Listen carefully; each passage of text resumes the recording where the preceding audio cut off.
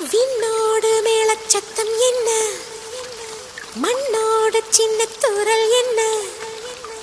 எங்கேதான் சென்றாயோ இப்போது வந்தாயோ, சொல்லாமல் வந்தது போல் இல்லாமல் போவாயோ, தப்பாமல் மீண்டும் சந்திப்பாயோ,